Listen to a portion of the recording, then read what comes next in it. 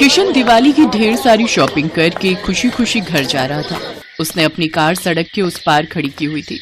उसके हाथ में सामान के थैले थे। अचानक किशन के हाथ से एक थैला जमीन पर गिर जाता है। जैसे ही किशन उसे संभालने लगता है, एक ट्रक से उसे भारी टक्कर लगती है और वो उछलकर दूर गिरता है। ट्रक वाला वहां से भाग जाता है। किशन लहूलुहान पड़ा था। किशन की आत्मा यमलोक पहुंचती है। पूरा यमलोक दीप मालाओं से सजा हुआ था। जगमग दीप जल रहे थे। फूलों की साज सज्जा हो रही थी। यमलोक जहां हमेशा अंधकार रहता था, वह यमलोक भी दिवाली की साज सजावट से जगमगा रहा था।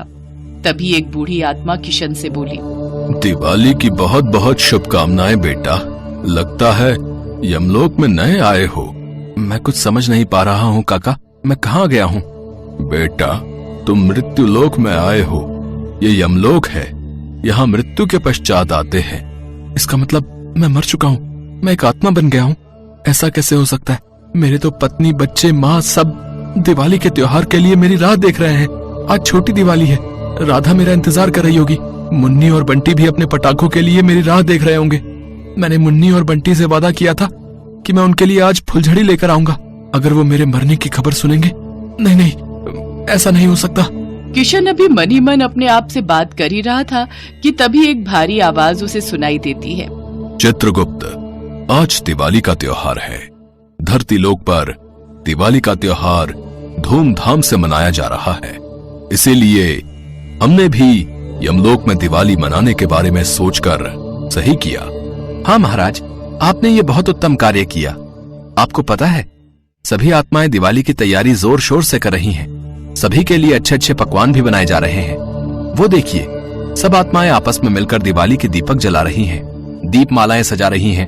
कितना सुंदर नजारा है। बिल्कुल, इसीलिए मैं चाहता हूँ आज यमलोक में रहने वाली हर आत्मा खुशी से दिवाली का त्योहार मनाए। आज हम सबकी इच्छा पूरी करेंगे। आज दिवाली के दिन हम बहुत प्रसन्न हैं।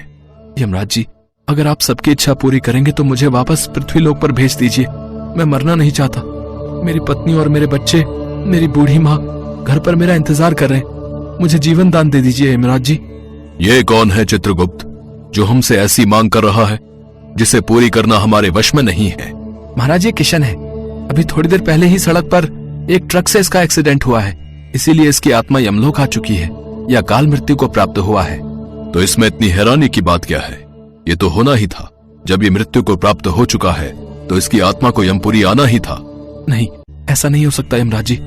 अभी तो मुझे बहुत सारे काम करने हैं। कोई तो रास्ता होगा जिससे मैं अकाल मृत्यु को प्राप्त ना हो पाऊं। ऐसा मत करो यमराज जी, आज दिवाली का त्योहार है। आप भी तो यमलोक में दिवाली मना रहे हो, मुझे भी धरती लोक पर दिवाली मनानी है। मुझे वापस भेज दो। किशन अभी यमराज से वापस पृथ्वी लोक पर भेजने के लिए प्रार्थना कर ही रहा था कि तभी यमराज जी के कानों में किसी की आवाज पड़ती है। ये कौन है जो मेरी पूजा कर रहा है और मेरे नाम का दीपक जलाकर अपने परिवार के लिए प्रार्थना कर रहा है? महाराज, आज छोटी दिवाली है, इसीलिए यम का दीपक जलाकर लोग आपसे अपने घर की सुख शांति के लिए प्रार्थना कर रहे हैं। वो जो देख रहे हैं, वो कृष्ण की पत्नी राधा है। वो यम का दीपक जलाकर अपने पति के लिए लंबी आयु मांग रही है। यमराज जी देखते हैं कि कृष्ण की पत्नी राधा दीपक जलाकर यमराज जी से अपने पति की दीर्घायु के लिए प्रार्थना कर रही है। हे यमदेव, मैं आपके नाम का यह यम का दीपक जला रही हूँ। मेरे पति को सारी परेशानियों से दूर रखना, सदैव उन पर अपनी कृपा रखना, उनकी रक्षा करना भगवान। कहते हैं दिवाली की रात जो भी भक्त यह यम का दीपक जलाता है, उसके घर में कभी भी अकाल मृत्यु नहीं होती। वह सभी संकटों से दूर रहता है। मैं अपने पति और अपने परिवार के लिए सुख शांति चाहती हूँ। इसीलिए मैं विश्वास के साथ यह दीपक जला रही हूँ कि आप मेरे पति और मेरे परिवार पर आने वाले हर संकट को टाल देंगे। जय यमदेव।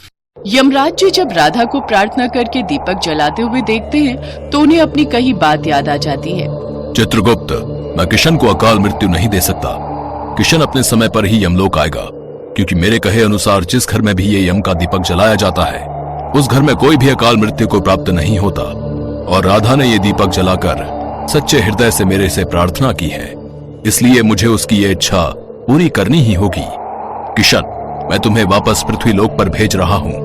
सच महाराज, आपका बहुत बहुत धन्यवाद। आप नहीं जानते आपने मुझे कितनी बड़ी खुशी दी है। मेरे परिवार को बिखरने से बचा लिया है। किशन, ये सब तुम्हारी पत्नी के अच्छे कर्मों का ही फल है। वो बहुत संस्कारी है। वो तुमसे बहुत स्नेह करती है और तुम्हारी लंबी आयु के लिए ही उसने ये दीपक द्वार पर जलाए हैं, जिससे यमराज जी प्रसन्न हुए और तुम्हारी मृत्यु टल गई। चित्रगुप्त, आज पूरा यमलोक यम के दीपक की रोशनी से जगमगा रहा है। जाओ किशन, अपने घर जाओ, खुशियों भरी दिवाली मनाओ। यमदेव जी, आपकी जय हो। अच्छा चित्रगुप्त जी, आपका भी बहुत बहुत धन्यवाद। मैं चलता हूँ। पृथ्वीलोक पर अभी भी सड़क पर किशन का शरीर चोटिल अवस्था में पड़ा हुआ था। आसपास लोगों की भीड़ लग गई थी। तभी किशन के शरीर में प्राण वापस आ जाते हैं और वो आंखें खोल लेता है। अरे ये तो जिंदा है। हमें तो लगा था सिर पर चोट लगने के कारण तुम मर चुके हो भैया। मैं बिल्कुल ठीक हूँ। अरे जरा सी खरोंच ही तो है, ठीक हो जाएगी। आप सबका बहुत बहुत धन्यवाद जो आप मेरी मदद के लिए आए। चलो भैया चलो, लगता है भगवान के किसी चमत्कार से ये आदमी बिल्कुल ठीक हो गया है। अच्छा है, दिवाली के दिन कोई बला टल गई भैया। किशन खुशी खुशी सारा सामान लेकर घर आता है। उसके माथे पर चोट देखकर राधा और उसकी सास घबरा जाते हैं। आपको ये चोट कैसे लगी? अरे कुछ नहीं, जरा सी खरोंच है। वो सामान लेकर दुकान से निकल रहा था, वहीं पर लग गई। चिंता मत करो, तुमने यम का दीपक जलाया है, मुझे कुछ नहीं होगा। आपको कैसे पता ये यम का दीपक है? अरे डायरेक्ट यमराज जी से मिलकर आ रहा हूँ।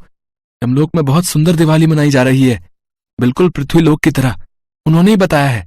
जब देखो तब मजाक करता रहता है। पर मेरा बच्चा ऐसे ही हंसता खेलता खुश रहे। हे भगवान, मेरे परिवार को किसी की नजर ना लगे। मेरे बच्चे ऐसे ही खुशी खुशी अपने त्योहार मनाते रहें। किशन अपने पूरे परिवार के साथ मिलकर धूमधाम से दिवाली का त्योहार मनाता है। किशन आसमान की तरफ देखता है। उसे एक सुंदर सा दीपक रोशनी से टिमटिमाता हुआ नजर आता है। किशन समझ जाता है कि यमलोक में भी दिवाली मनाई जा रही है। किशन मुस्कुरा देता है और यमराज जी को धन्यवाद कहता है।